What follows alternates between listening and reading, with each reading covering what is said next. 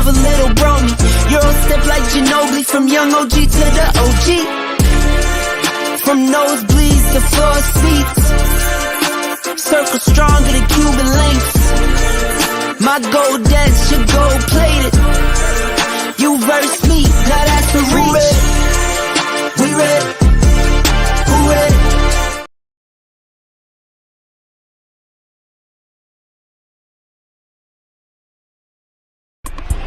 Pressure, lets it fly. Going deep, Shaheed. He's got it. Touchdown, New Orleans. Cash down on it. I ain't have to walk it down. I got money on deck. I ain't gotta call around. I be fleeing from them bitches before I ever toss it out. You tryna turn your body to a force and tell them labels don't come petty, I come from the block. Nigga, you ain't got no paper, you gon' fucking out. Tell the baby where her options, you gon' fucking out. This shit hanging out my pocket, got in front of ops. When they click them niggas out, bought another mob. Give me up this stick, and we gon' cut them down. Gotta hurry up again, cause I keep running out. That shit lame. That shit lame as fuck. Good evening, everyone. Welcome to another edition of the One-on-One Sports Show here on the BMU Network. I'm Mr. Bennett, followed by my partners, as always, Shawnee and Coach Ferg. And again, our man Dante, he did say he was on the way. I hope he is. Brother, as soon as you can. But I understand if you feel a little under the weather or something like that, you feel like you can make an appearance. I understand if you can't make it. But as look, hey, I got to give credit to BMU. My man, the prognosticator that he was, he actually said last week that he expected the Saints to blow out the Cowboys, and man, if he had money on it, he could retire. Let's just say that much. But again, once again, good evening, everyone. Thank you for joining us this evening. As you see scrolling at the bottom of the screen, our cash app. Certainly, we appreciate anything that you give us to us collectively, but we appreciate that you support the network as you come in tonight. Hit the like button as you come in. It helps the algorithm, and also consider subscribing to the network, becoming a member of the network. So again, certainly we appreciate everyone being with us tonight. Again, on another football Wednesday, certainly lots of things to talk about in the NFL. And obviously, usually I like to say the best for last. I like to have, kind of build up to this. But we got to get into it, fellas. I mean, Dak, the $60 million man, in fact, just looking at the list of, in fact, we got to talk about all these guys because you got Dak Prescott, Joe Burrow, Trevor Lawrence, Tua Tagovailoa, the only one who's Lamar Jackson, Jalen Hurts. So you got all these guys getting paid, but the numbers aren't showing. Shout out to Catellia as always. That's right, black and yellow, first place in the division, 2-0. Appreciate that. And so we got to talk about it, guys. Like what happened? You signed your wide receiver, you signed your QB. So I guys, I mean, this was they came into Dallas and did that to you guys. So I don't know, man. Yeah, the last two games in Dallas were blowouts. Yeah. I think because quarterbacks in today's market, they always gonna get paid, and then people always gonna try to judge them based on what they get paid. So I think that's almost kind of, I don't want to say unfair, but it's an uneven grading scale when it comes to that. As far as Dak hasn't really showed anything because really the offense really hasn't. I know, minus the game versus the Browns, they was able to do something, but it wasn't really. I don't know, that game was all over the place with the Browns. But this game, I couldn't really say anything about the offense because they really didn't. They was able to move the ball, but they couldn't score. And basically, I think the defense just basically took the. It's equivalent to baseball when you have a pitcher and in the first two innings they give it up like 8+ runs. You basically just took your offense out the game. Yeah. And with the defense, I mean, New Orleans scored on their first 6 drives, touchdowns. I mean, you can't. And then pretty much by the time Dak and the offense were able to do, all they do was throw the ball. They couldn't run the ball no more, even though they was not doing good at that. you see basically it's just the second interception that Dak threw. It's basically just Dak and Lamb. Sometimes you see Cooks come in there, but that second because he was trying to force it to Lamb because the game was pretty much out of reach. That first one is not on Dak at all. His young receiver Jalen Brooks fell down out of a break, and the ball was like perfect placement for his hands, but he fell down. And I'm like, come on, man! It went straight to the Saints DB, and that's where he had that run back. But yeah, it was just they just got on him. I know because he's the quarterback and he has the contract. Everybody look at Dak. I'm not looking at Dak. The person I'm focusing on is Michael Parsons. Okay.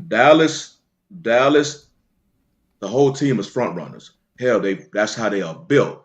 Their whole thing is normally when teams, win a coin toss, they like to defer. Well, Dallas likes to accept because they do have the offensive firepower to score, and their whole thing with their defense is to go after the quarterback.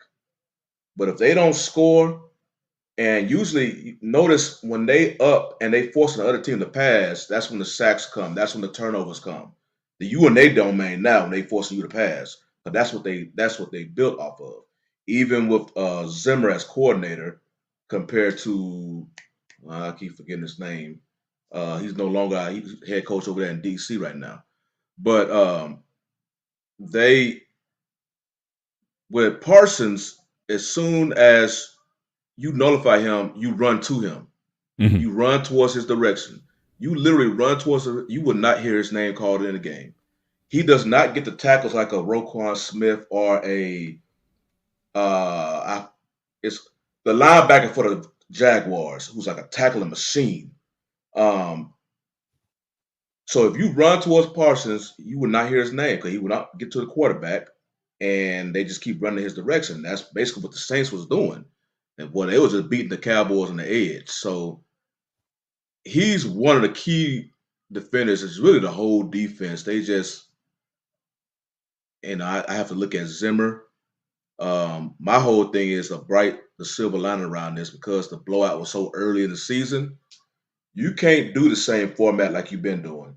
Just go after the quarterback, go after the quarterback. You pretty much sacrifice your run defense. Something's gonna have to change because Right. teams that could run the ball and they also struggle with this motion type offense. It's a copycat league. They gonna continue because that's Green Bay, that West Coast style. Green Bay did it.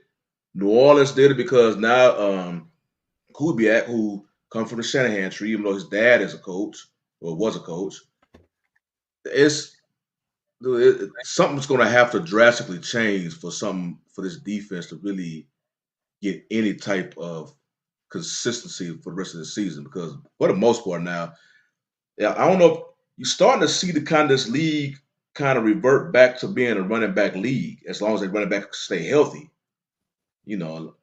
And if teams do that, like the Cowboys got to play the Ravens next, guess what they gonna do? Even though for whatever reason they haven't been doing it the first two games, and they Mm-mm. just don't give the ball to Henry for whatever reason, but they gonna do it this game.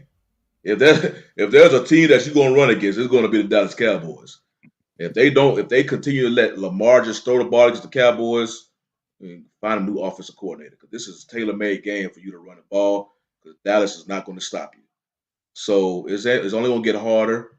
Um, and I just say because the blowout happened early this season, and basically the coach is basically in the lame duck season. If he don't perform this year, he's gone. That means the rest of the coaching staff is gone. So you gotta do whatever you can do to change this thing up. So, I don't really get emotionally up or down when the Cowboys win or lose.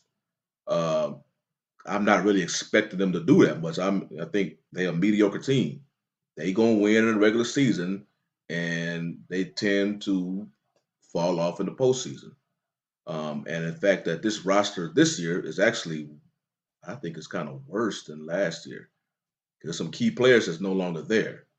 So, yeah, and the thing about it locally, Saints fans, After the game, they sitting here throwing a parade by the stadium in Arlington. I was like, well, I mean, you can't do nothing. I'm sure BMU was there for that one. He wouldn't miss that for the world. Yeah, so For you sure. can't do anything about that, man. They earned it. Shout out to the chat, brother Anton coming in tonight. Thanks for coming in. Lou Medic, as always, good to see you, my brother. 183307, as always. Boss Man CB, good to see you also, man. Thanks for stopping on through here tonight. So coach, man, you the coach here. So what happened here? So this is the last two games in Dallas, to Shawnee's point, because I totally forgot about last year's playoff game. They got blown out at home. Now you got your opening debut. You get blown out at home again. So if I'm a Cowboy fan, I'm like, I'm coming in paying good money, premium for to come to this game, and my team's getting blown out. What is going on? Two similar offenses. Well, one, okay, so of course we know that their team wasn't really together, the offense, throughout the entire training camp. So that's always going to affect your offense in a flow of the game, and especially in trying to get a rhythm. So they're still trying to find that out. You know, Dak's contract, CD Lamb's contract, Parsons, I don't know. This is his contract year so he needs to step it up in some type of way. He needs to find a way to be able to sustain during the run. But, you know, New Orleans, man, listen, Dallas is by default labeled the America's team. But when you are in proximity, who's the king of the South? Texas or Louisiana? Who is the king of the South? So I think it just came down to pride for New Orleans. I think they wanted to have something to prove and show. You know, Dallas, I don't think that they showed up prepared to play, because there's no way that you get beat. Well, allow, what was that, 40-something points? 35 by halftime. In your home stadium. So they must have all pulled up in their Ferraris and the nice cars and was ready to go hang out after the game, because from the coaching staff on down, play calling sucked. Everything was bad for that, you know, that day. So it's a long season, you know, it's 1-1. So I think Dallas will still be in the thick of things as the season progresses. So hey, can you guys still hear me? yeah, you just Okay, I had a blackout for some reason. I don't know why, but in any event, audio only, video is not matching. yeah, I'm trying to get my video to come back up, but I'm gonna be a little bit more generous today. I'm kind of surprised at the performance of the Saints, so I'm gonna give these guys a little bit more credit. I'm really earmarking this game on October 13th with Tampa. As you guys know, at the beginning of the season, I picked Tampa to win the division. I liked the way Baker Mayfield is playing, and I'm thinking this team might be better than what we all expected. So that's definitely a key marquee matchup that I'm looking at. But I mean, they're looking good. And I'm gonna, that's gonna be a major test to see how good this team is. But if you look at the entire NFC East, the whole division is basically struggling. I mean, Philly with a devastating upset loss. They had no business losing that game to Atlanta, and they've been and it was a tight game. The game in Brazil with the Packers. So I don't know. This division might be a lot weaker than we may give it credit for. The South might be stronger than what we may think. So I'm not going to sleep on New Orleans. I didn't think they would play a whole much, but the only team that's going to be pretty much not a live dog is Carolina, which we're going to get into that shortly as well, as far as what's going on with that franchise and just the dysfunction. I mean, we could be talking about, I know we used to talk about the Commanders / Redskins, whatever you want to call them, the dysfunction of that franchise. Jerry always keeps it interesting, but what is going on? In fact, we can move into that segment now. Obviously you have Bryce Young, again, former #1 draft pick. We may have to start looking at all-time busts of all time. I know Jamarcus Russell, he's usually accredited as being the biggest bust, but to me, it's for a very different reason. I mean, he even admitted himself that he wasn't dedicated to football which is why. But this is your basically your overall number one, highly touted at Alabama, and that's another thing. I think someone posted a stat recently about these Alabama quarterbacks. I think like one's got bench, one's out the league, one is, so again, getting a quarterback from Alabama, that's a system team. So I don't know if you want your quarterback to come from there. I haven't seen a baller, a major QB come out of Alabama since maybe Joe Namath back in the day, back in the 60s. So, so let's talk about this what is going on with Carolina. It just seems to be very dysfunctional with the owner Tepper, with the coach, with Bryce. Doesn't seem to be getting any support. He's regressing. Could this be the end for him? And do you think he can recover? So just what's your thoughts overall on Bryce in this situation? Because this is definitely ugly, and I don't think it's a good look for the league the way this franchise is being run right now. Well, after the last game, Canales, the head coach of the Panthers, he pretty much emphatically said that Young is his quarterback. And then the next day, he was benched.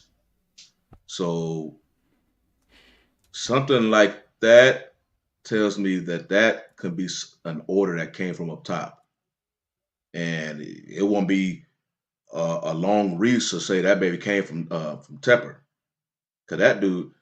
So as a Texans fan, I've personally seen how like a poor front office can literally just, I don't want to say destroy, but be cancerous to a team. Like it can put a team just like for bad seasons, just bad moves after bad moves. And because you remember with Carolina, they had an interim coach, Steve Wilkes. And he finished 6-6. So you're like, okay, he's a perfect candidate for the head coaching job. Well, they let him go and hired Frank Wright. I think he only hired for after one season, fired him. Here come Dave Canales. Steve Wilkes, who was an interim coach, was 6-6. The two coaches after him are 2-12.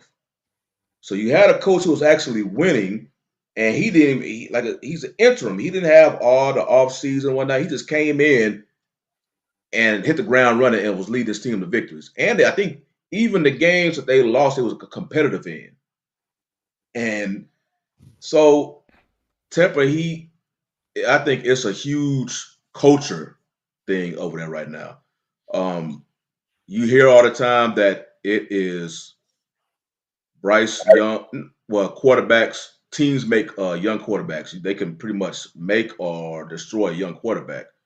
That franchise right now is, if I was a quarterback, I really would not want to be there because you will have no coaching stability.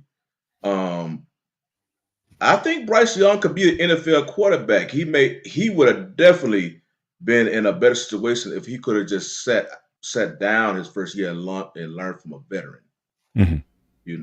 And I don't know, nowadays teams just don't want to do that. They just want to throw these young QBs in the fire.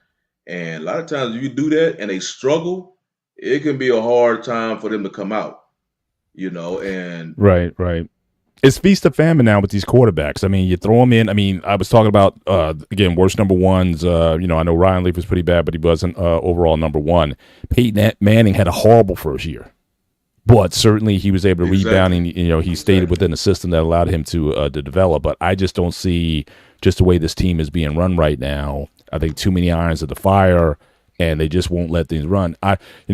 Coach, as far as just Bryce, the player, the athlete, is he big enough? I mean, look, he's taller than like Kyler Murray, right? But Kyle has got some size on him. He's not a frail guy. But I mean, you're talking about Bryce Young. I think he's barely 175 pounds soaking wet.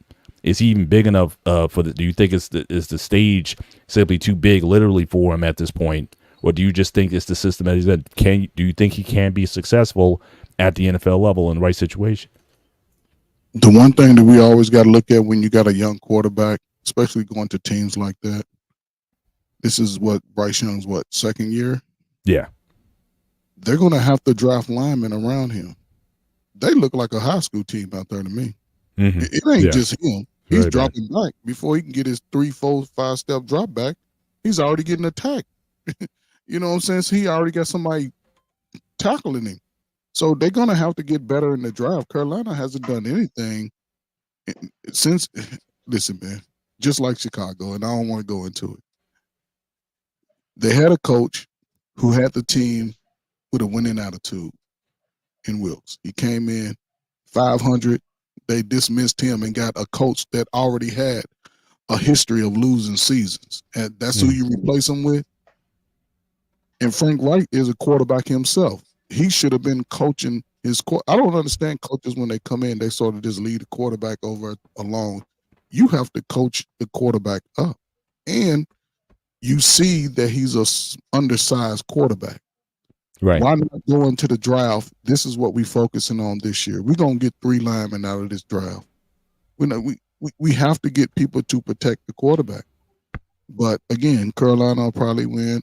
And Andy Dalton, he's not gonna do no better. He's gonna go on a 5-game losing streak.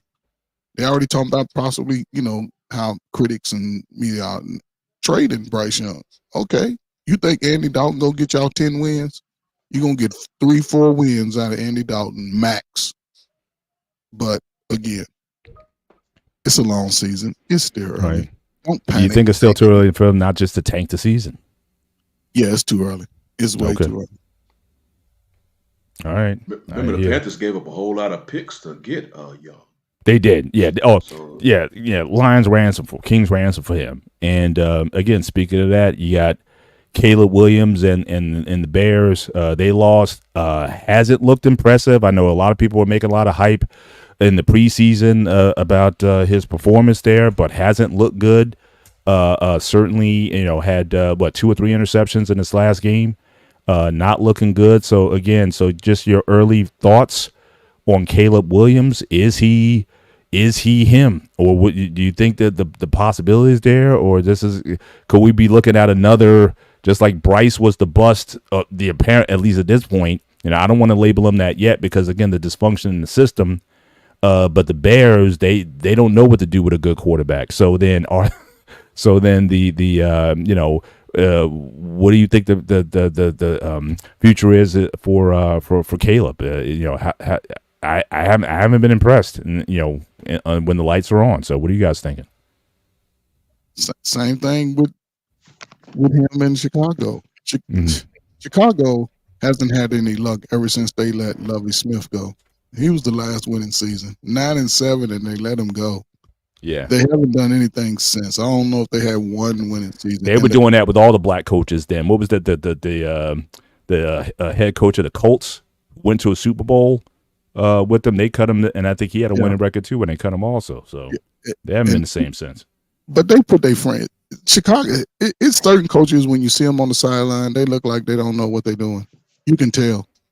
They look befuddled on what's going on, but when you have young quarterbacks, it's imperative that you at least get some linemen around. Chicago's always had one of the worst lines in the league for the last 10, 12 years. He's not going to do well in the regular season with that line. They're going to have to draft. Your quarterback can't drop back and have 2.2 seconds to get the pass off. It's just not going to work in the NFL. But again, it's early. We don't have to panic. Talk about it in week 8. See who's 1-7, 2-6.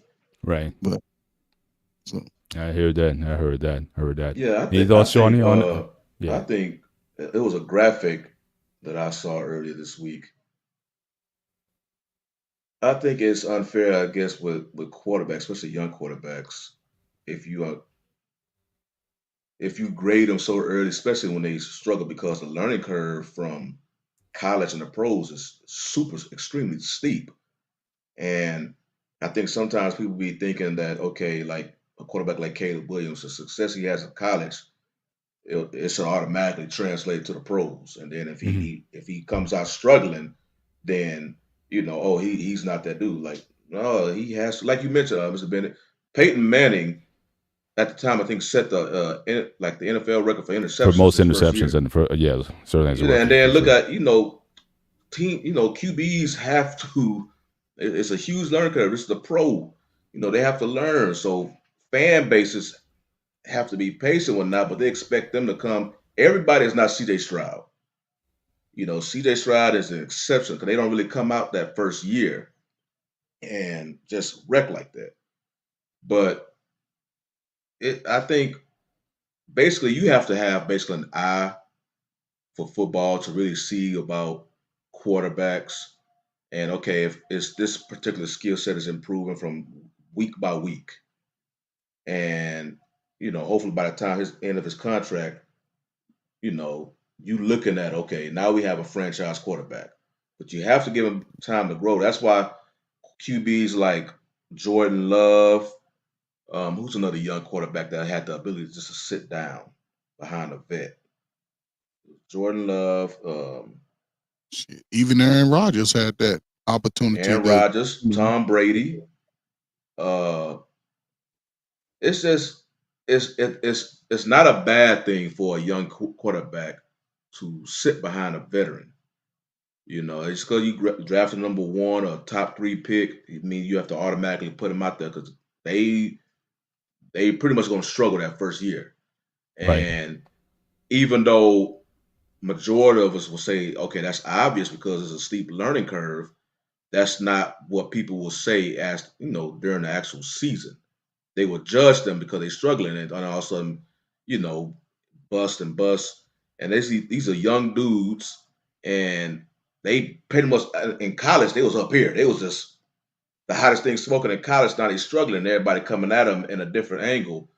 So Caleb Williams will be all right. Jaden Daniels will be all right. Bo Nix will be all right. But it really does depend on the team that drafts you. Like we were just talking about with Bryce Young. I think all 3 of them are in a better situation because Bryce Young, he's in a different situation. He's in the worst situation. I mean, that's He's you been in the have abyss. Yeah, absolutely. I feel for him, because again, certainly, him coming out, very, very talented. I'm still not sold on his size, though. I mean, I think, certainly, his I size, man. he's a waif. I mean, you can't say Kyler Murray's like he's like what 5'10", 5'9", 5'10", a solid 205, 210, something like that. I mean, he's built. I mean, he's not a Young is shorter and slimmer. skin. Yeah. He's like a little gazelle out there. So hopefully he can get it together. But just moving on, again, talking about other quarterbacks situation. So again, as much as we talk about again how these guys are playing, certainly nothing that anybody wants is what we saw happen to Tua. And again took another concussion, and we saw the response. We saw the locking of the fingers, just like the one that happened last year. And now the question is, look, should he retire? Should Miami make? I know they just paid him a ton of money, a lot of guaranteed money, and so it's and from what I understand, his family is like, I was hearing stuff like football is the family business, to the point where his father would give him beatings if he threw an interception, like growing up. I mean, just the drive, I guess, for them to be in the NFL was certainly pretty strong there, and he's not certainly giving any indication. But I don't know at this point if his family won't let him leave, should the league step in and do something at this point? Should the Dolphins just eat this one? Again, I don't know what they have in terms of insurance policy. I don't know how all that works. But this is just something you just don't want to see happen to any player. And again, it seems like as he gets because the hit that he took, I saw it. I think the guy's shoulder or his arm went into him. It wasn't like a devastating shot. I've seen worse hits on a QB. Yeah. But that's the thing. They say once you start getting them like that, they come more frequently, and the reactions oftentimes are more severe. So, what are your thoughts on that? Again, hard to watch. Certainly a talented. It seems like from everything I've seen, this is a good guy. But, it may be time for someone to step in and protect the player. Because I've heard some of these ex-players talk about, look, if you're a player, you're going, I understand dying on your shield and all that kind of stuff, but something may have to be done here. I don't think he's. I think Miami. They just picked up the QB from the Ravens. I think from their bench. So I guess he's going to be getting some reps there. But Coach, why don't you kick this one off? You've been there, you've seen stuff, and what do you make of the situation? We can all see that as far as quarterbacks running the ball and running ability in the NFL, they must slide. It's a must that you know how to slide. He didn't even attempt to slide.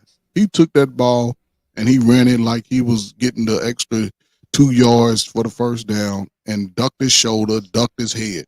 That was all on him. And what were they teaching him? And you have a quarterback that has a history of concussions. Every time you don't slide, we fining you. You're getting $10,000, $20,000 every time you don't slide. He did not slide. The guy didn't even, like you said, he didn't even really hit him. He hit himself because once he hit into his lower body, you can see his body and head just bounce around. So, but again, a lot of that comes with coaching. All of that comes with awareness. He must slide. Now we looking at possibly, his career being over because he's had more concussions than average. And and every time he's got concussion, you can see it visibly on the field. So it's unfortunate for him, but again, the organization is also at blame because all training camp, we got a drill for you. We gonna work 20 minutes a day. You just sliding. I don't care what, we 4th and 2 and if somebody come, you just slide. But here we are, second game in. It can be over for Miami. Yeah. And again, we're talking about his playing career, but I mean, unfortunately, we've seen, even worse still, stuff can happen later in life as well. So again, the guy's already well set. He's got millions in the bank already. And again, I get the idea that, guys just want to play, but still, this is one of those things where you just don't want to see this, anything more happen to him. I think his brother plays too, but I don't think his brother is I don't think he's NFL. He's not going to be NFL caliber. So I think you definitely, yeah. He could be, Mr. Ben. I think he has another year left. He could be. He has the ability. So. Yeah. Now I know Lou Medic is talking about Shador in Miami. Look, they would definitely have to tank to do it because, I mean, obviously Shador, even though, Colorado, their record's been spotty, although they did look good against Colorado State. I'll certainly give them that. They got a big challenge coming up with Baylor coming up, so we'll see how that goes for him. I think he'll certainly be a high draft pick, but I think you're going to have a lot of teams going after him. I think the Giants will definitely be looking at him. They didn't go for QB this time, but I could certainly see New York Giants certainly making a play for him. I don't think Dallas will be in play, especially now that they gave Dak all that money. So I don't think Dallas is going to be an option at this point. But certainly Shador, he certainly has some opportunities to be in the certainly in the top 10 mix, along with Travis Hunter coming out of the draft. But I want to move on to, so again, after 2 weeks, and again, I know it's early, as Coach said earlier. So again, we don't want to make any decisions. But but obviously there's still a few teams that are still 2-0. So I just want to kind of go around and look at, there's 6 teams that are still 2-0. Certainly my Steelers are certainly 2-0, but I think that's the weakest 2-0 that I could. Well, I would say I give it like a C grade 2-0 because we still got some issues. I mean, our defense I think is going to be top. Will be a test. Got 2-0 and only scored 1 touchdown. Yeah. So I'm not happy at all. Everyone's talking about, you should give my man the starting job. It's like, no, you can't do any worse than this offensively. So I definitely want to see Russell Wilson be inserted back into the lineup to at least see these guys and see how they perform. I mean, obviously, my man's going to get the start. He's going to get the start on this Sunday against the Chargers, which is another 2-0 team. And those guys again are looking pretty good. Seattle's 2-0, New Orleans and Tampa is 2-0. Like I said, that's why I'm really that game on October 13th. I'm really looking forward to that game, and ironically, Minnesota's 2-0. So just want to go. So you got Buffalo, Pittsburgh, Houston, Kansas City, the Chargers, Minnesota, New Orleans, Tampa, and Seattle, all at 2-0. But again, I think some of this is fool's gold. I'll start with my own team with the Steelers. I definitely think that certainly there's a lot of work to do, even though I like the defense. But but before we even go there, I have to give my man. It's interesting you chose that background, like the bricks background. So first of all, again, Dante, good to see you. Missed you last week as well. Good to have you on tonight. I want to give you, before we go on any further, I want to give you the floor. I want to say anything you want to say about the game, what happened, how you feeling right now with the Cowboys. I'll give you the floor, brother, to share whatever you want before we go on to the next subject. Dante, before you go, man. What's up, Dante? Hey, I just want before you go, you weren't here, so I just want to going deep shot. He It ain't shit to talk about. Cash down on it. I ain't have to walk it down. I got money on deck. I ain't gotta call around. I be fleeing from them bitches before I ever toss it out. You tryna turn your body to a force, Tell them labels don't come petty, I come from the block. Nigga, you ain't got no pepper, you gon' fucking out. Tell the baby where her options, you gon' fucking out. This shit hanging out my pocket, got it in front of ops.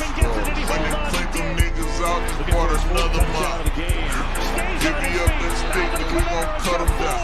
Gotta hurry up again, cause I keep running out. Tough, I'm sure it's tough to watch.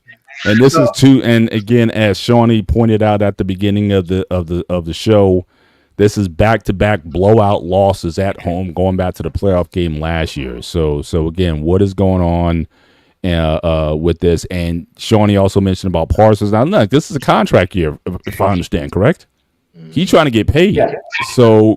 So if he's not going to be balling, I don't know. He's leaving a lot of money on the table. But Dante, the floor is yours, sir. Have at it. All right, fellas. I appreciate you giving me the floor, Black man. I appreciate you being a consistent. As what I will say is losing to not a traditional rival, but a regional rival. Losing to the Saints is one of the worst things you can do because of proximity, because of stuff like that, because of the pettiness. So you know what I'm saying. I respect it. If you lose, you gotta take it.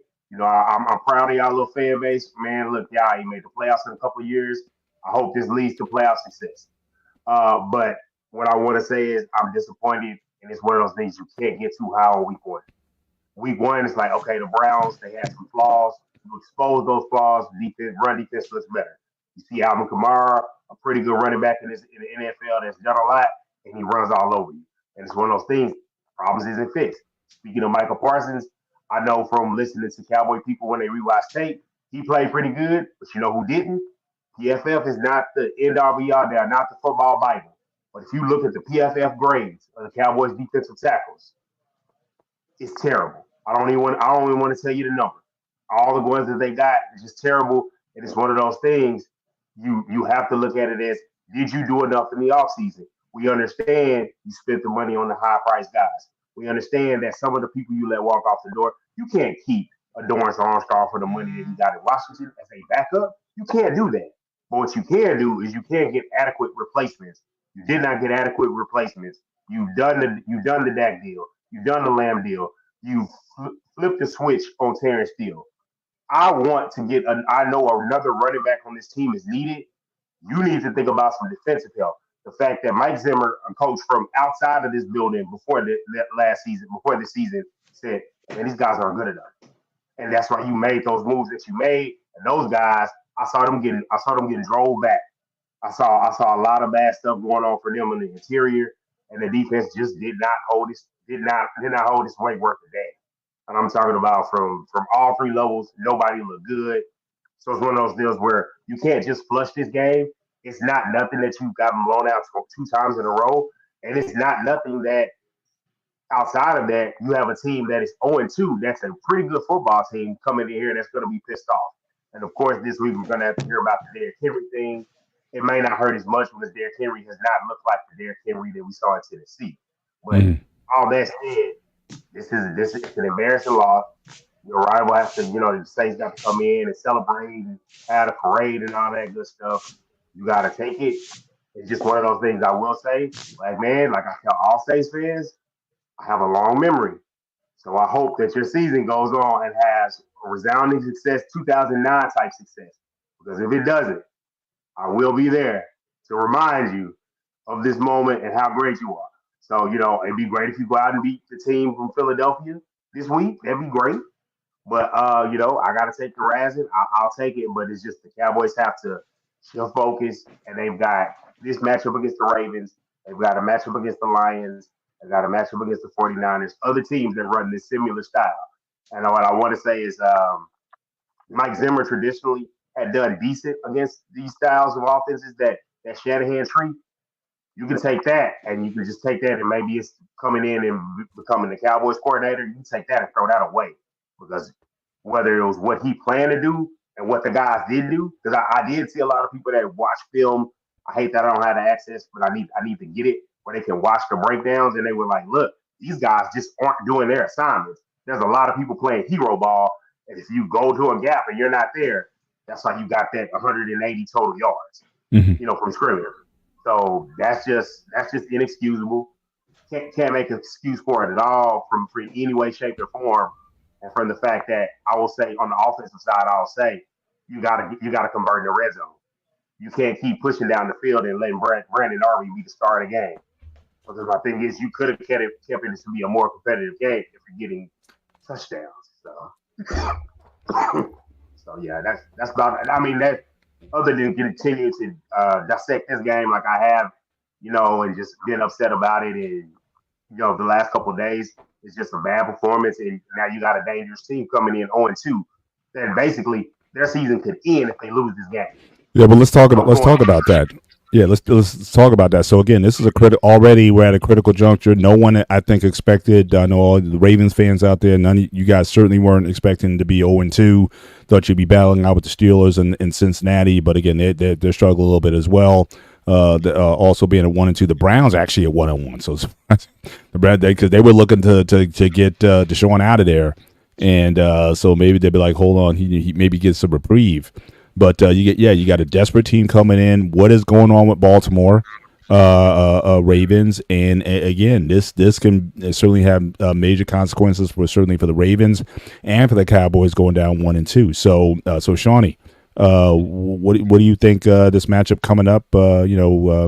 It seems like there's a lot on the line very early in the season. And shout out to the NFL. I mean, we certainly, you can't predict the schedule, how guys are going to show up, but certainly we've gotten some quality games to start the season off. So what do you think's going on? Well, if the Ravens pretty much remind themselves that they were the number one rushing team last year, bring that to Dallas, and pretty much I damn near will guarantee you a victory. Dallas cannot stop the run. Now, if you want to go back and you keep wanting to do this Lamar the passer type formula you've been trying to work, you do, then you're gonna give Dallas a chance, maybe, because Lamar the passer also turns into Lamar the scrambler. He just basically holds the ball, and then if he starts scrambling, then that would beat Dallas. So the formula right now versus Dallas is not hard at all. We mentioned, like I said, we was talking about two similar style offense with the Saints and the Packers. Last two games blew them out. They both was able to run the ball during that game, but then their motion and their formations had the defenders confused. And Baltimore, I don't think they don't do a lot as much as the motion stuff, but they are down here running team. And Dante was just talking about how the Cowboys defensive line they're weak right now. I mean, they lost players on that line, and right now the ones that's filling in or the ones that replace them are not holding up to speed. Now, for all that being said, I I don't care what team in the NFL, unless you're the Panthers. Like we keep saying, they got other stuff going on. Mm. You cannot judge a team the first 2 games of a season. And it's just you won't know how a team really you can get somewhat of identity until the first quarter, like the first 4 games. By week 5, okay, now we can say, okay, this team, this is how they operate, and we can see if they're successful in this or not. But just 2 games out the season, man, I'm like, it never ceases to surprise Oh, me how nobody you be gave you hearing. nobody gave you any excuses. I sit up there and I took accountability for the L. I'm here for all Nah, all the like it's negative like shit. He trying to that was man. it's week 2. It's week 2. We'll see how they are in week 17 or week 18. It's a whole lot of football left. And, See, Dante, don't let him back you in a corner. Literally, like you're back against the wall right now. So I mean, you might want to change. You might want to change the. You might want to change. We ran into a brick wall. Hey, don't be like People, son of bitches. don't be like the Cowboys now. Don't be a front runner. Front runners, you start out sprinting, and then once you start slowing down as the season goes on, then we'll be looking where you at. But right now, as good as the Saints are looking right now, there's another team in that same division who's looking good real quick, and that's a division rival. That's the October 13th matchup. So I'm definitely looking forward. I'm looking forward to that to see what's see how that's gonna break. And again, you got against Sandy. I know the Steelers are playing the Chargers this coming week, but again, Kansas City and the Chargers. I'm definitely looking for that matchup coming up as well. So again, I think you're going to see really, like I said, a lot of surprising matchups this year. But I mean, again, Minnesota 2-0. Again, I don't think that's going to hold. I'm happy because again, I know there was a lot of after McCarthy went down in the preseason. Certainly wasn't expecting this kind of performance, whatnot. But again, they are 2-0, holding the division. But I still think Detroit and Green Bay, I think they will rebound. But I think the Chicago Bears at this point, I think that's a 5-win team. I think they're 5-5 as well. And I wouldn't be mad if they are 5-win. I mean, I know we spoke about because they have the weapons, but you still got to get your young quarterback up to speed, man. If you win 5 games, okay, learn from it. Let year 2 be better. But if he happen to win 5 games this year, it is what it is. As long as he learned from it. But in today's NFL, he will be blasted for winning 5 games, and people are gonna be calling him a bust after 1 season. Yeah, he's gonna have to. Yeah, he's gonna have to learn to wear that. But just speaking this overall, again, so we and Dante, we were talking about this at the beginning of the show. So again, obviously, you had a lot of quarterbacks who got paid this past season or the past couple seasons, and a lot of these guys have been underperforming. And I just want to kind of get an assessment. So you got Trevor Lawrence, got that big money in Jacksonville. He's that they're 0-2. We always see what happened with Dak, Lamar. Again, are we going to get to a point where I know I mean, the price of the QB is going up, and Coach, I definitely want to get your input on this as well. Price is going up on the QB. I mean, and they talk about the running back going down, but again, for the prices that are being paid, what we're seeing going on with Tua right now, does there need to be some sort of reset on this quarterback market? Because you got a lot of guys being thrown up there, either ill prepared to play, or certainly not performing up to their contract. Outside of Patrick Mahomes. But what's your view here in terms of who's been the most disappointing, despite getting that money, and what do you think of this QB market that is at some point the owners or someone's going to have to say no? We're giving these guys hundreds of millions of dollars in guaranteed money, and these guys are not performing. Not even playing well. It's just very disappointing. So what do you Coach? Why don't you kick this one off? The price of the quarterback, are we way overblowing this? Overpaid, or is the market what it is? What do you think about that? I don't think the quarterbacks are overpaid, but I look at you coming up on a contract year as far as a quarterback. What are you doing that summer before? Are you still going out at the clubs at night, hanging out? Or are you going to dedicate a summer or two to getting better learning the offense to its full capacity. I think a lot of these younger guys, they're not as focused on the football life. They're not a Tom Brady approach. Mahomes is a generational player. You won't see another quarterback with that type of skill set and ability. But one thing I've also learned about a lot of quarterbacks, the quarterbacks that play baseball also, they seem to have a better touch on passes, making the difficult passes for the most part. Most of those quarterbacks are pretty good at, making the tight throw, get into play. But I I would like to see what commitment quarterbacks are making, as their career progresses. Mhm. One thing, young quarterbacks, you want to get out and things like that, but because the quarterback that I'm disappointed most in right now is Lamar Jackson, Yeah. because I try to, when I watch him play, I'm like, okay, he doesn't make his throw. It's like he's digressed from last year. The throws that he was making last year are not there. I don't think that they're using Derrick Henry as they should. He should have at least 15, 20 carries a game, and because he's going to wear the defenses down as the game goes on.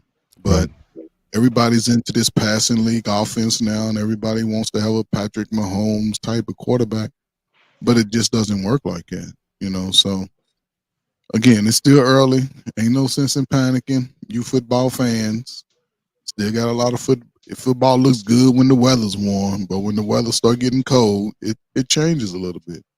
So just be patient, and you Dallas fans, just stick with your team. Don't be panicking. Don't be hating on them all week. Also, folks got to be mindful of this. Pretty much in today's NFL, starters don't play preseason. It's really just the young dudes. Starters do not play. Some teams have their starters playing depending on the status of the team, but many starters in today's NFL rarely play in the preseason. So these first two games or whatnot, and added to the fact that there's several of them who hold out for contract reasons. So you can have like a Lamb or these receivers like the Ayuk. They sit out majority of the preseason, off season because they having a contract dispute. Then they trying to catch on and catch rhythm by week one of the regular season. So pretty much the first two games, they're going to be sloppy. And that may be explaining why I know Cowboys caught a lot of attention because of how they lost. But I think we said earlier in the show, the Ravens losing to the Raiders, the 49ers losing to the Vikings. It was another big loss that nobody saw. But it's teams now, they're going to be sloppy the first 2 or 3 weeks because many of their players are just not playing in the preseason or not even practicing, in the offseason due to contract disputes. So, I think folks have to, especially on the offensive side, defense, they just run around, they be all right. But the offensive side of the ball, especially between receiver and a quarterback, and you did not have that much time to work on a connection during uh, training camp and preseason. Oh, I believe, matter of fact, during the Cowboys game, I think Dak and CD, I think CD went one way and Dak threw the ball in another direction or something like Yeah, that. So that's just I like, yeah, see that that's the takes biggest. time to mature the season because right now, and it may get worse if they add this 18 game regular season. So it may be sloppy. The first four games may be I sloppy hope just they, because they're not playing. I don't. I really hope they don't. I know it's coming, but I think Me it'll neither. still be the I same. don't want Whether we that lose neither. 2 games, I didn't really want the yeah, there's 17 too game much on season. them. But I say it's defense needed. Defense is off too because in certain situations you're just not playing it sharp. You can't convince me, and obviously not in, no love for the Eagles at all. I don't know if that drive happens as easy as it did on Monday night. If you are, a little bit later in the season, I think they're a little bit sharper on it. I mean, we already know the clock management was terrible throwing the football. seeing them having a timeout, like just things like that. Coaches making gas mistakes. Dan Campbell, who I feel like is a really good coach, not managing the time.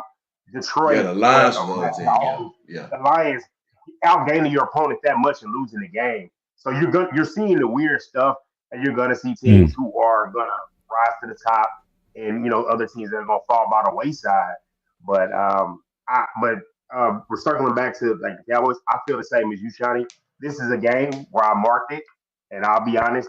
I figure like, hey, we got to win these first two because I don't feel confident about that Ravens game. Not just the running game, but the how difficult it is to prepare for Lamar Jackson. How many players do you have fast enough that can simulate what he does in practice and throw the football? It's really tough to be able to. So I feel like that's a tough one to win. On the flip side, the only thing I can say on the positive thing is their offensive line has not been just really good. So that's something where you can look into it where you can pressure them. Obviously, I don't know what happened with that Raiders game. I honestly was not paying attention to that game. I was expecting them to be 1-1. I was focused on the Cowboys getting blown out, and then I looked at the end and I'm like, I'm totally surprised. Hadn't been following that game at all.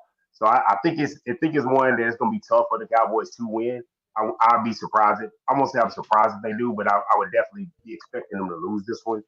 But I want to ask you, Mr. Big. Yeah, I want to ask you this. I've heard this and I whisper, what's the word in Pittsburgh? Because I've heard whispers that like, hey, Russell's hurt. Now I've heard, hey, Fields is 2-0. It's again 1 touchdown in 2 games. So I'm not gonna get overexcited about our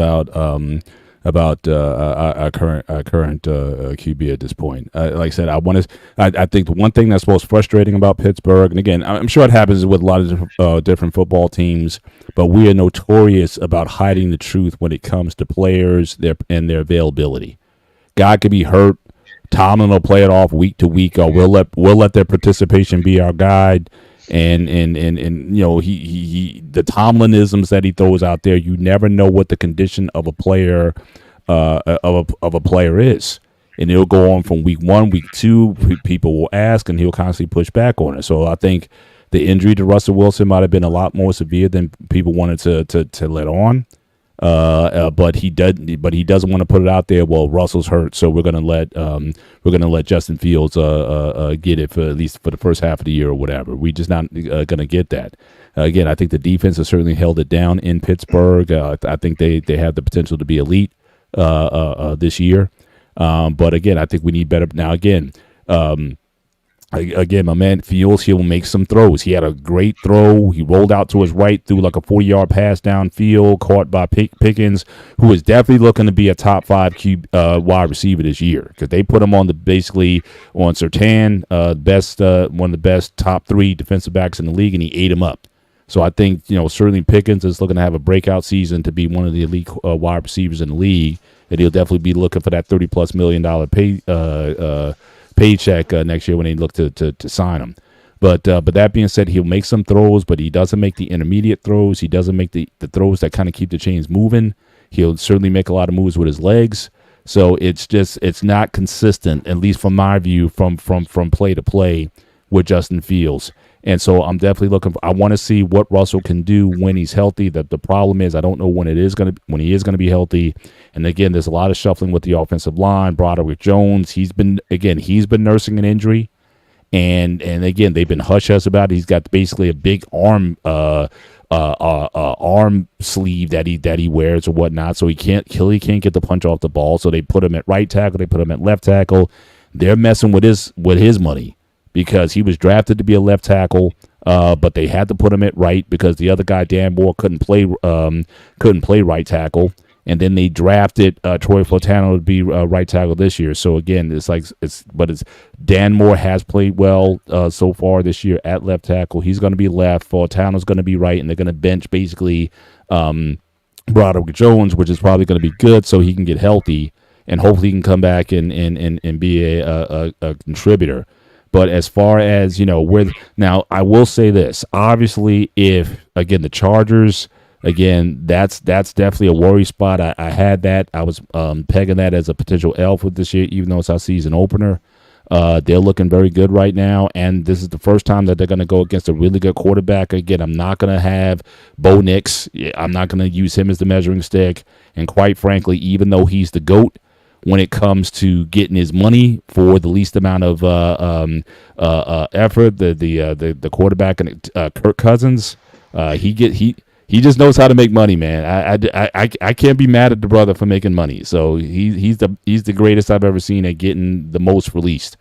But I'm not going to base his performances on that. But the guy coming in for the Chargers, I think that's going to be a true test. But if he balls out, if he plays well, then I think that's when you may start hearing the conversation about should Justin Fields be the starter going forward in Pittsburgh. But as far as I've heard up to this point, the job is still Russell Wilson's. But again, I don't know the extent of the injury because, again, you can't get any true or accurate information out of the Steelers. You never can when it comes to player injuries and whatnot. So for right now, I would say it's just rumor material for now. But yes, definitely, my man's getting the start. Justin Fields, he's getting the start. Definitely for this game. We'll see what happens after that. So, and this is I'm gonna deal with this all season until I get a chance to see Russ, or unless an injury happens to Fields, and then that may certainly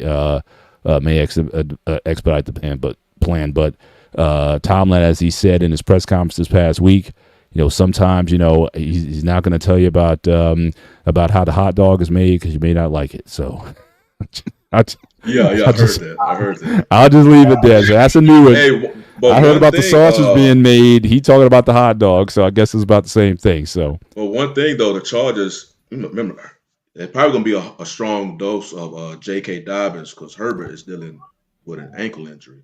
Right, so right. That may. Well, again, the run defense for the Steelers, again, they're looking very good on defense. If they can stop the run, and if Herbert's going to be hurt, then that's going to be a good sign for them. But I think they're going to be able to carry. I think certainly they can hold it down at least the first half of the season until they work out their offensive line and decide on who the quarterback's going to play. I think that the defense is going to be that good. TJ, he could have had 3 sacks in the last game, but they hold him on every play pretty much.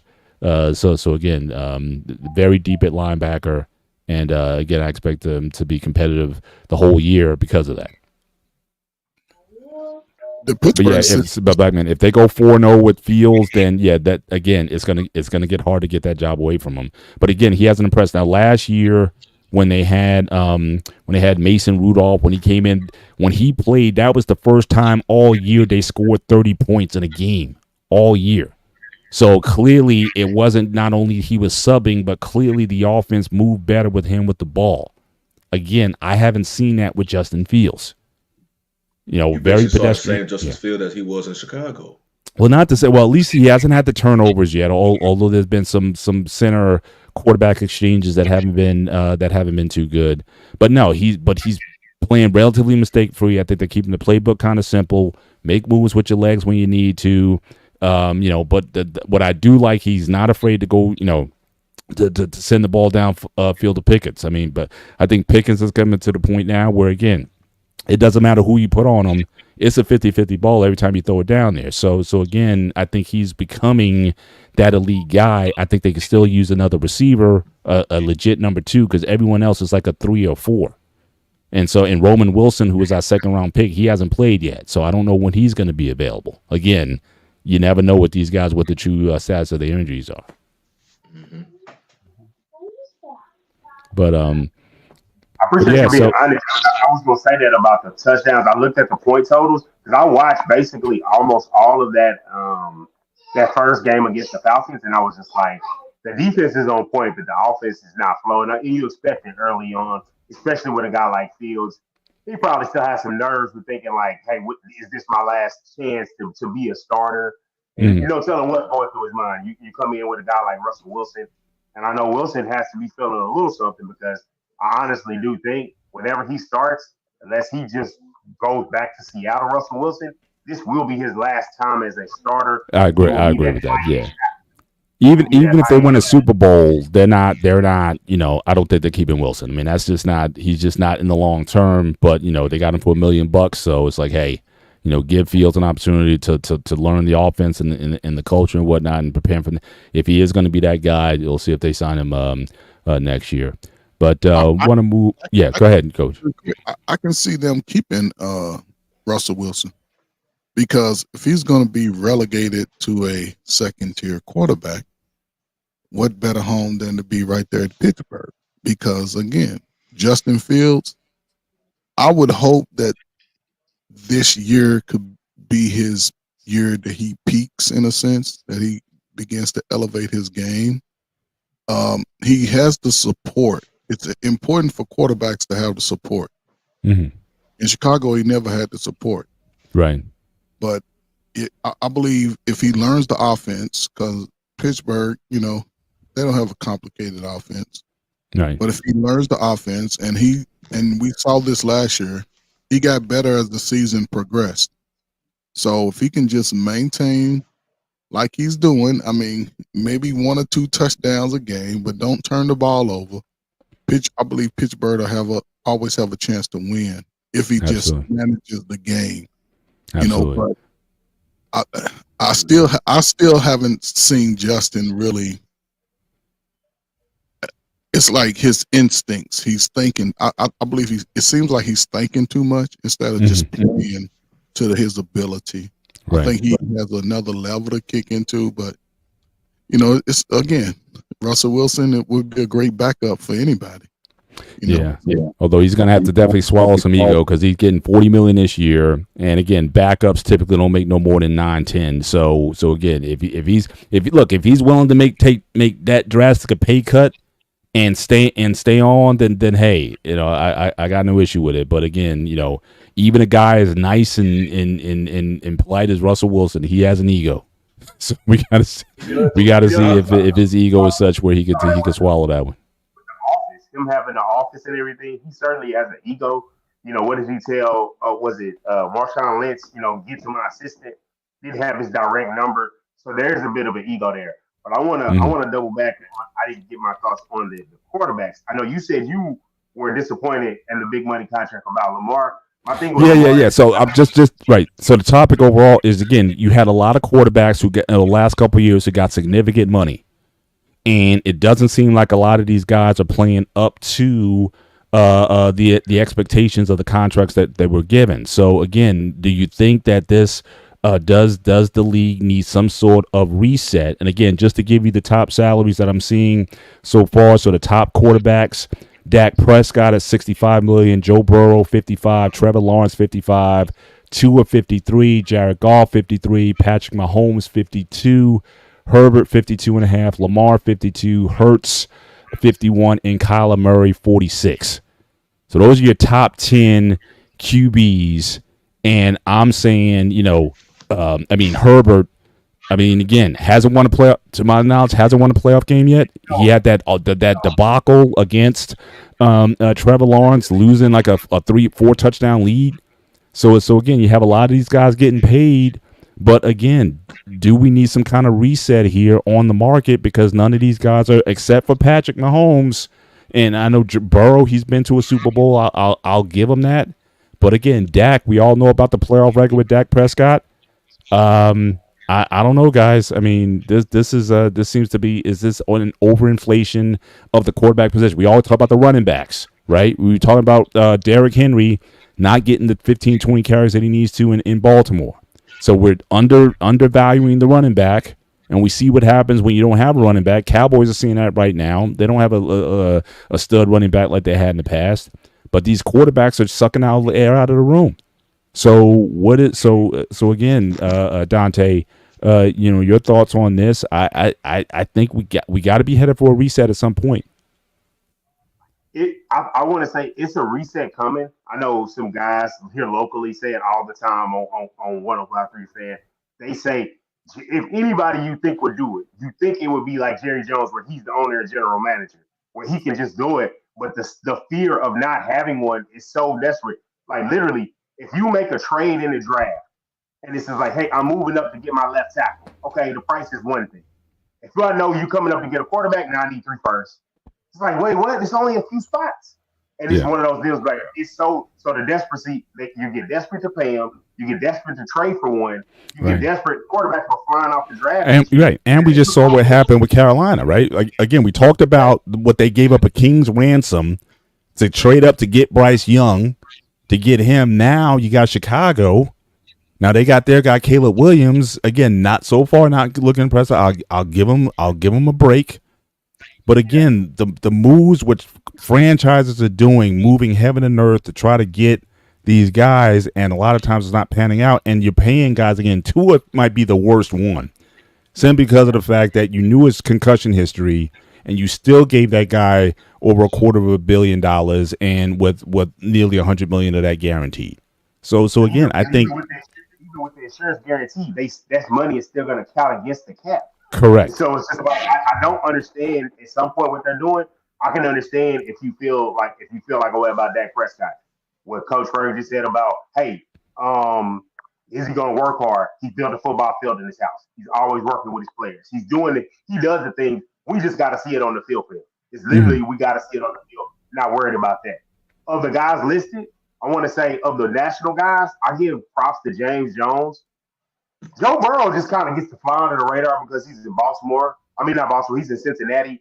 And the fact that they come on late and he had that Super Bowl run and he's beat Mahomes in the playoffs. Mm-hmm. But his play early in the season for a competitive division like Pittsburgh and Baltimore, playing a division like that, you can't start slow like that. Because especially when you're not playing division games. I think he isn't holding up his end of the bargain and playing up well with it. Obviously, Dak just signed a deal 1-1. Trevor Lawrence is someone that before the deal got signed was not impressive. And now you got the deal, and it's just kind of like, now let's tell you mark the show. Let's go ahead and write the script. When they don't make the playoffs, they get a new coach, a new offensive coach that's going to be the fix, and add a weapon in the draft. And it's just like we're getting to the point where what we thought he could be, we saw that Clemson, he may not be what we thought he could do. Everybody doesn't always linearly. That's a lot. That's a lot of guys. I mean, look, we were talking about Kyler Murray was sleeping in practice, playing video. He's playing video games too much, and we want to give the guy $46 million. The owners are getting they just passing the money out to the QBs, the other positions. They have to fight for theirs, and it's like if you are a quarterback and you can make it happen, you're probably going to get that big deal. Yeah, so it's something that I'm with you. Now I will say this: something else that has it maybe to turn around eventually. If you look at the trends, the running game is kind of coming back. Yeah, because the linebackers are so athletic and small. It's going to come in one day, and somebody's going to look up, and they're going to be like, "Hey, we're full on running the ball. Maybe our quarterback gets like 3,500 yards passing. Running game, we're looking for 1,800 total between probably." Well, we talked about that, how the linebackers getting smaller. We don't have those 250-pound linebackers, but they're playing around 230, 235. Because again, their whole idea is they need to play more in coverage to stop the run. I mean, to stop the passing. But now, if the running games, that may open up our opportunity for the run game. So I definitely think that the running game can certainly make a comeback.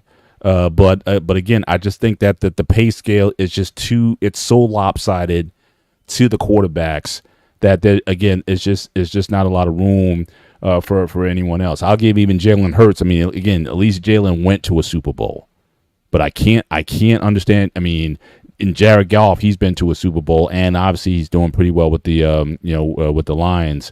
But some of these salaries, I just don't. It's more teams are so desperate because they know they don't have a chance of winning without a quarterback. The only chance you have of winning today. I know there's been some teams in the NFL past that basically had these super game managers, like basic game managers that won a Super Bowl, but that's because they had a dominant defense, like an all-decade type defense.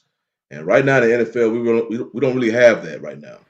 So much is placed on quarterback shoulders, mixed in with the perfect timing of all these new media deals and the money they get from media deals. When they be doing these CBA contracts and stuff, that's, they be getting those quarterbacks that type of money. You won't put that much weight on them. And that also explains why some of these young quarterbacks get thrown out in the field so fast. They're trying to basically prove the money they worth, even though they still the rookie contract is not as big as Absolutely. in the past.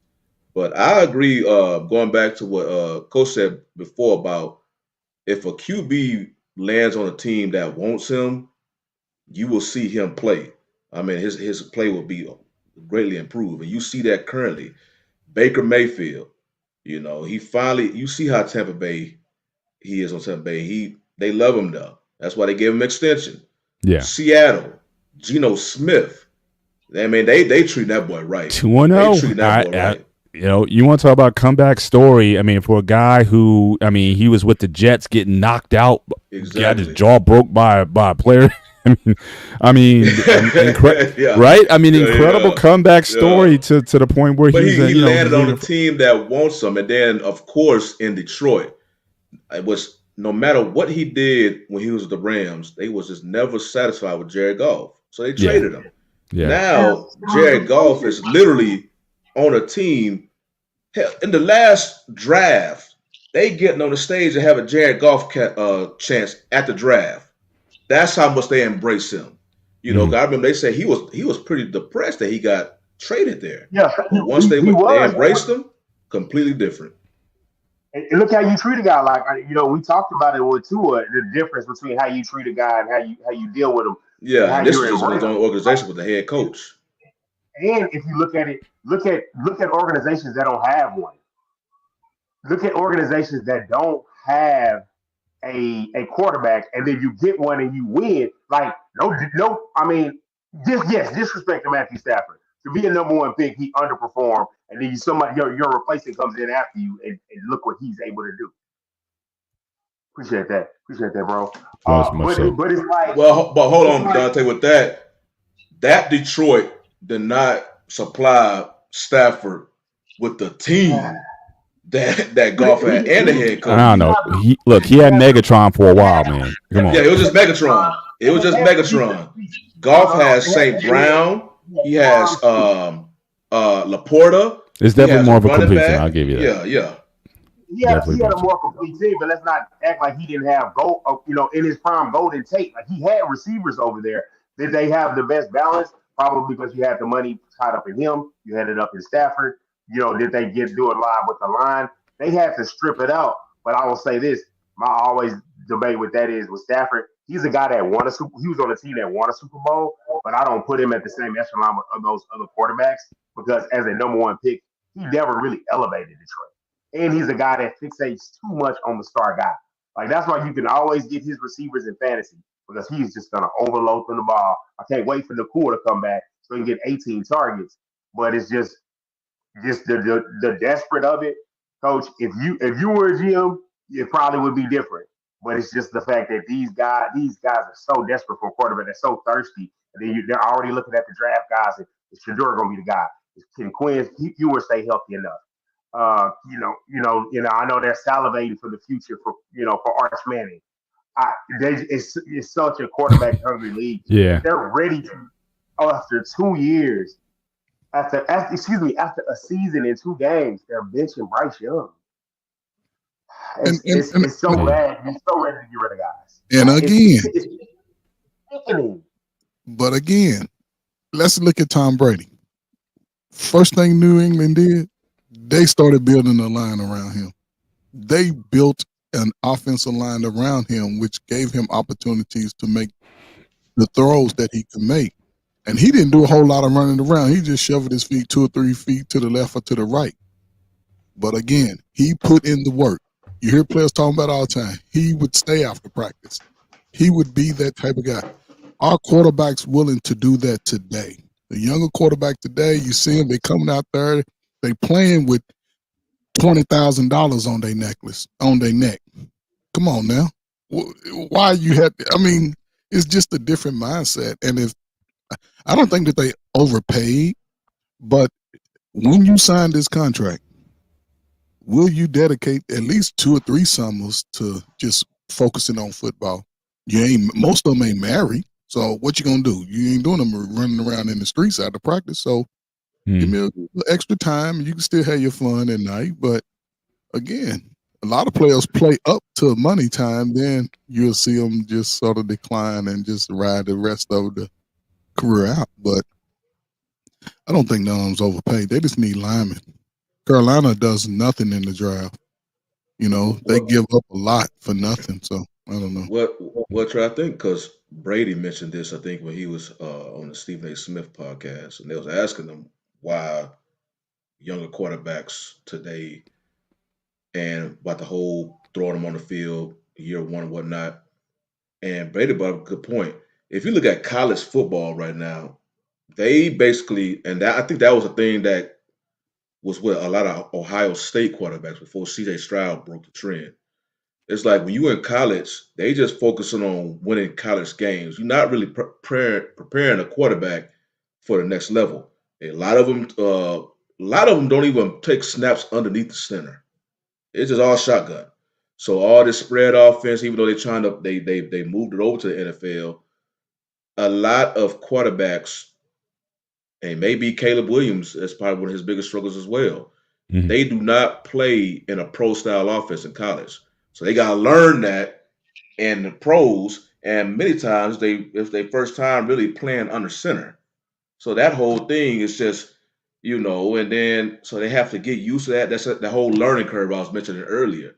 But now you throwing them on game one, you really see the struggles. Now, if they had time to sit down, if they have that benefit, they can go through all those kinks before you finally see them on the field. It don't guarantee success, but it doesn't hurt letting if that's the quarterback that you hope to be your franchise quarterback of the future, go ahead and let him learn. It's okay for him to learn.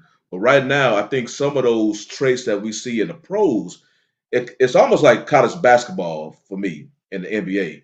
A lot of these trends that you see in the college basketball, how they infiltrated their ways to the pros, and you be like, man, what is this? It's not basketball. It's just like hero ball.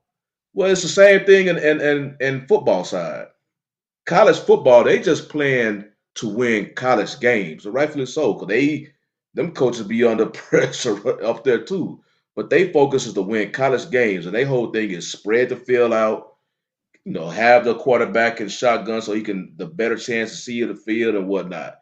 NFL games, they play under center and the ball has to come out quick. Was that Troy Aikman in this past Monday night game? I'm talking about no, it was I forgot what commentator. I don't know if Brady or Aikman, but they were saying how in the NFL you basically have it was Chris Collinsworth. That's who said it. You basically have 2.5 seconds to get the ball out your hands. Anything longer than that, it's on you. The linemen are basically blocking for like 2.5 seconds. That ball better be out your hands. And if you still have the ball at that time, you better be creating something because you're going to be on your own.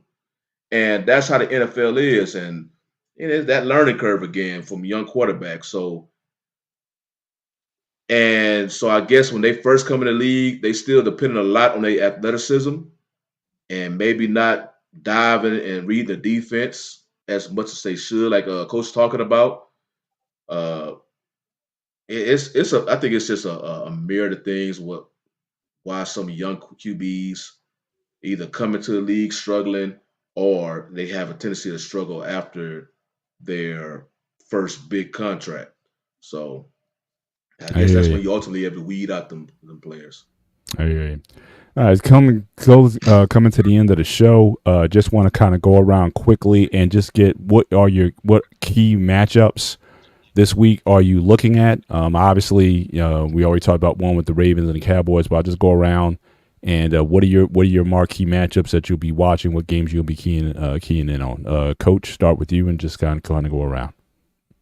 I mean, just the one we talked about, the Ravens and the Cowboys. Right there, that's the big one. That is yeah. Yeah, because just where both teams are. I think it's a surprise to everybody that the Ravens are 0-2. Dallas 1-1, losing big at home. So again, who's the king of the South? So I'm gonna be looking at that matchup. Two great quarterbacks, two teams that have to prove themselves. I would hate to see Baltimore go 0-3. Then you can start to, raise questions on what's really going on in Baltimore. But yeah, that's the big game I'm gonna be watching, and I think what's his name? In Green Bay, I think he may be coming back because he practiced today. Yeah, Jordan Love. Yeah. Hopefully he can come Shout out back. to Malik Willis, got his first win as a QB, I believe. He was a super bus driver. That's what he Well, big All one right. for He me. just got there. He had to. I just got there. Absolutely, and got a win out of it. Yep, cool. Dante, who you got? Who's your? I know Dallas is on here, but any other matchups that you'd be looking at this weekend that pique your interest? I was looking through and I saw a few. I want to see if the Cardinals are going to do something. They're playing the Lions. That's a big one. That's a big one. Yeah. Yep. It's much positivity. I want to see what happens. What if they lose and the positivity is like, oh, it flips on its head. But a team that I didn't expect to be in this situation, and they're down a big weapon in Deebo Samuel and Christian McCaffrey. Yeah. The 49ers go on the road to face the Rams, who are 0-2. Yeah, that's probably the biggest shock of the year. Those guys, but again, they lost their wide receivers, right? I mean, Cooper and Puka are out, so yeah, so they're definitely compromised on offense. So, and the fact of San Francisco, if you look back at it, some people pick them not to. Some people I've seen them either not pick to win the division or not make the playoffs. And if you look back at it, they had to cancel joint practices because they were so beat up. Now you see a couple of weeks in, Debo's out. We haven't seen McCaffrey yet. You got the late start to camp from Brandon Ayuk. So now it's all on him. Brock Purdy took a lot of sacks, against the Vikings. And it's just a thing where, like, the scheme, you could hear him saying at the game, scheme really, really threw him for a loop. So with them fighting to be back at the top of the NFC, and, obviously the Falcons playing Sunday night, hosting the Chiefs. So it's a couple of good, interesting ones. Obviously I'm going to be worried about my Cowboys, but it's a couple of good games that are going to pivot how things go if teams are 1-2 or 2-1. Obviously your guys over there, battle undefeated, so it's a lot of good football to watch. Absolutely. Shawnee, what's your key matchup? My key matchup is the Texans-Vikings. Good one. Yeah, 2 undefeated. Like I said, Vikings, surprising start. I mean, but hey, they're making it work. So it'll be, since they playing in Minnesota, that will give Minnesota the boost, they need to go, for this game. But Houston coming into this game has the 3rd ranked defense, entering week 3. So it's going to be interesting to see how that defense goes against this offense and see is Sam Darnold. We talking about young quarterbacks and sitting them down. See how much Sam Darnold has improved if he's able to perform against this defense. I wouldn't be surprised. People forget he's still super young himself. Yeah. So the Vikings could be messing around. You have 2 young quarterbacks. So if Sam Darnold goes through and really plays good this season, I would not be surprised. Hey, McCarthy, you healed up next year. You sit out again. You'll be starter soon, but we're gonna ride with Darnold. And and there'll be nothing wrong with that. So I think that would be a good game because 2 undefeated teams. Many people, you hear a lot about CJ Stroud, even though he hasn't super balled out. He has some highlights, but it was really game 1 was the running game. The running game wasn't really there versus Chicago because as much as we talking about the offense side of the ball, people got to remember Chicago has one of the best run defense in the league. So I think making himself some money. He's on a 1-year deal. Yeah. So he gonna he may not get it if he's gonna look for that money. He may not get it from Minnesota. Even though if I'm Minnesota, I probably will keep him. Like I said, it's no harm. It's no harm having 2 quarterbacks, and then your young will learn 1 more year. But yeah, I think that's gonna be a good game of the week. I just hope I can watch it up here in DFW. I heard that. All right, well, we're coming towards the. I don't have that big money for that Sunday ticket. I don't have that big money. No, not yet. Let them start cutting that price down. But I'll wait till about 8 games in when it's half off, and then yeah, absolutely. But coming to final thoughts on the show, I'm gonna pivot and switch gears. So this weekend, right, Saturday at 11 a.m. Eastern Standard Time, you will have in Great Britain, arguably the biggest heavyweight championship fight probably in British history. You have Anthony Joshua fighting Daniel Dubois for the IBF title. Again, Usyk was stripped after he beat Tyson Fury. Stripped of the belt. Dubois had a fight with this guy Hergabov, I think is his name. Beat him for the IBF. So again, Joshua's trying to get his belt back and become a 3-time heavyweight champion. It's going to be in Wembley. Okay. The rest of the card doesn't look that nice. All right. And some of these guys, most people never heard of. So this is going to be sort of an all British affair.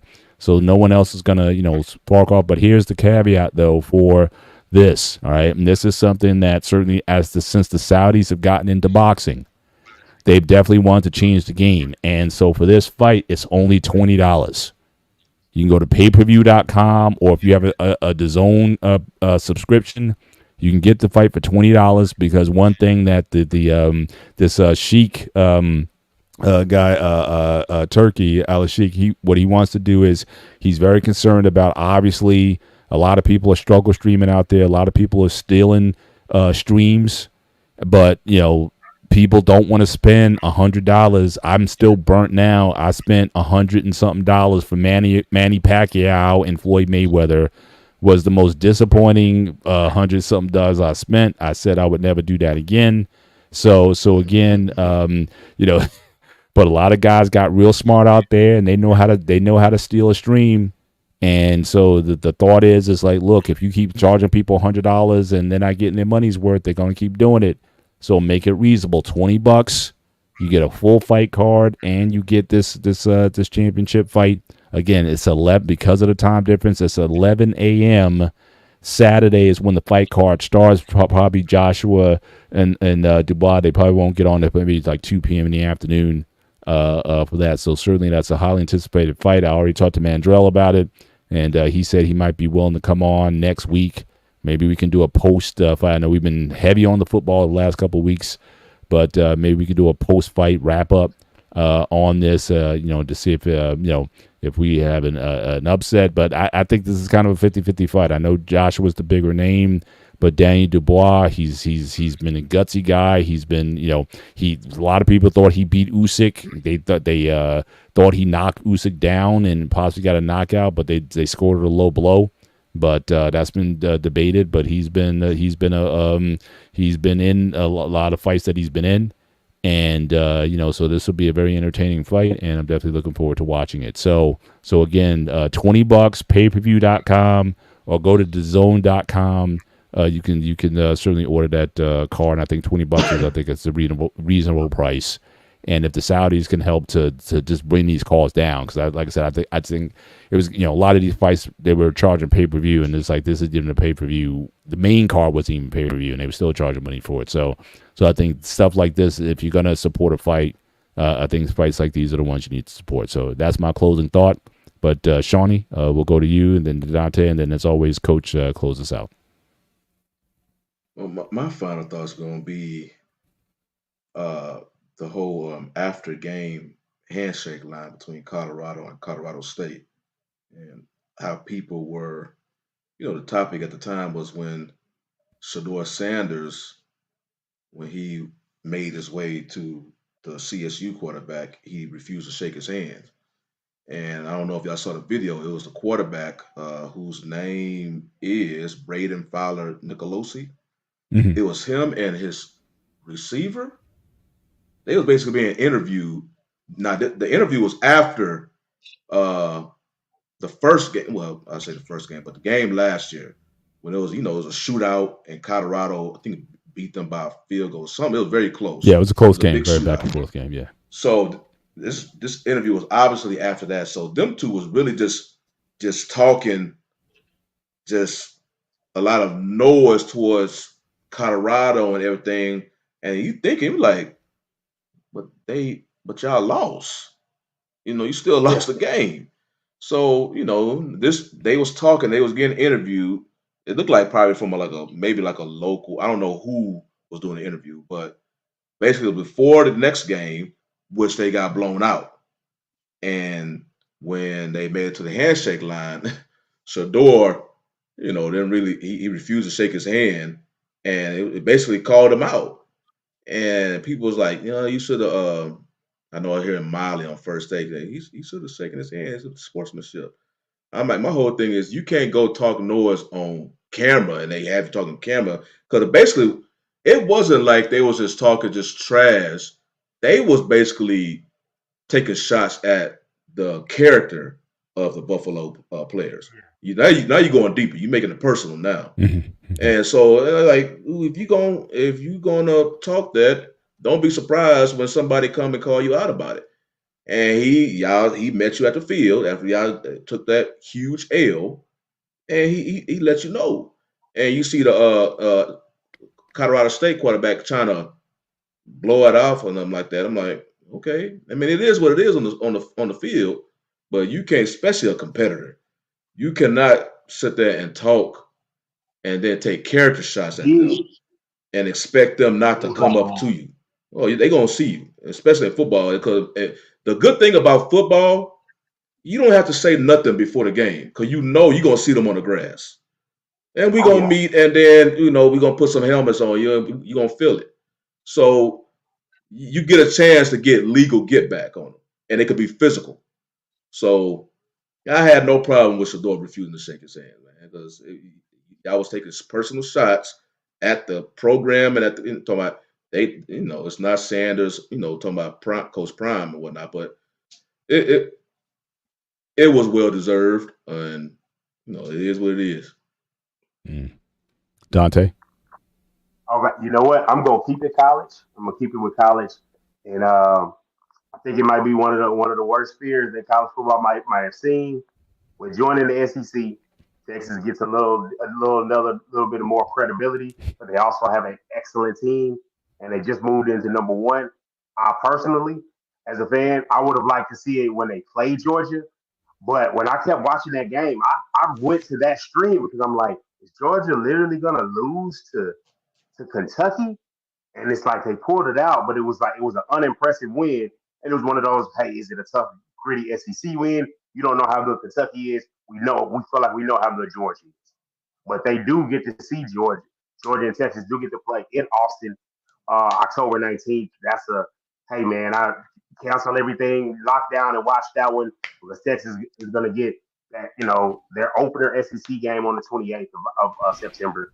Then they get a bye week. Then they get Oklahoma and Georgia back to back on the week before on the 12th. So it's going to be a good stretch to see how good are they. It is one of those deals. If they can make it out of that stretch of Oklahoma and Georgia, they may not lose. And it's just, I'm really impressed. It's one of those things where I was not a Sarkisian fan when they got the job. All I can remember was USC. He's clearly gotten under that Saban mentorship. He got over there. He got it together. He's recruiting left and right. He's getting guys out of the transfer portal. So it's gonna be a real problem for what's going on over there in Austin. Absolutely. Coach, you can take us out.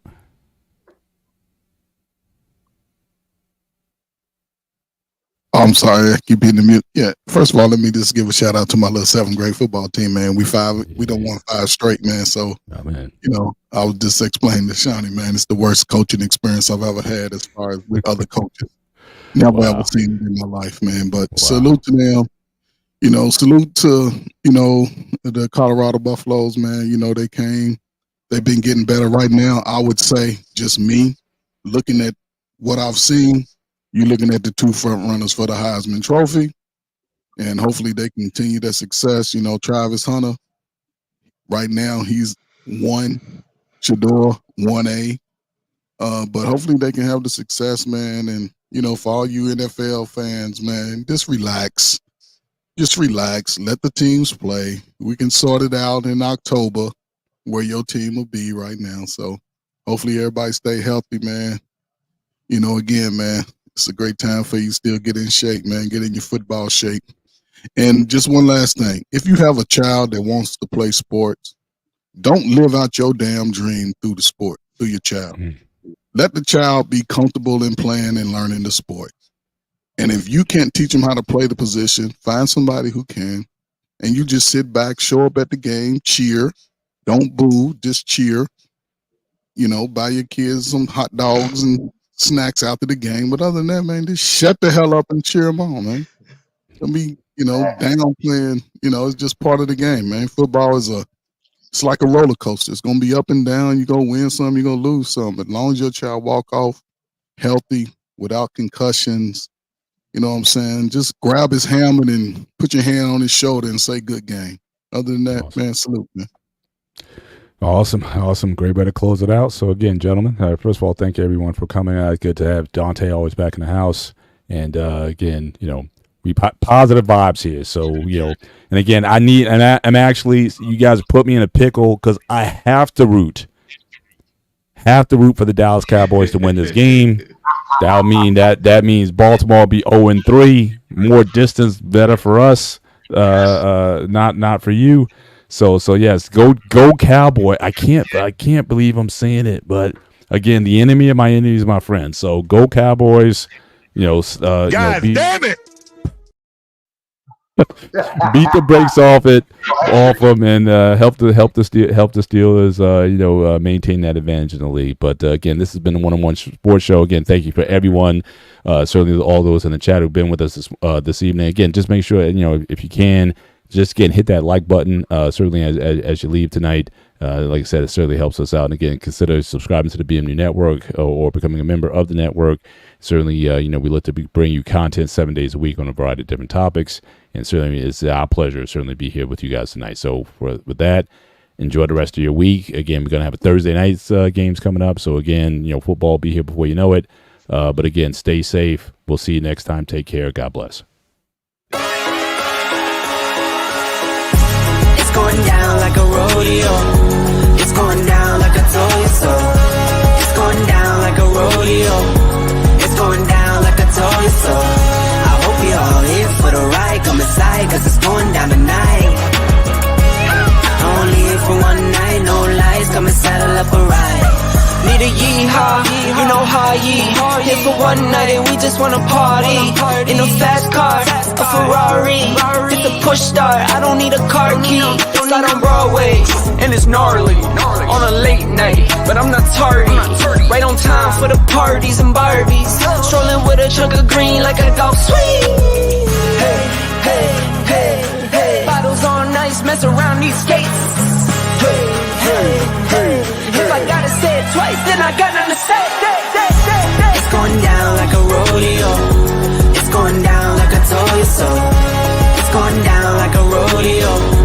It's going down like I told you so. I hope you're all here for the ride. Come inside, cause it's going down tonight.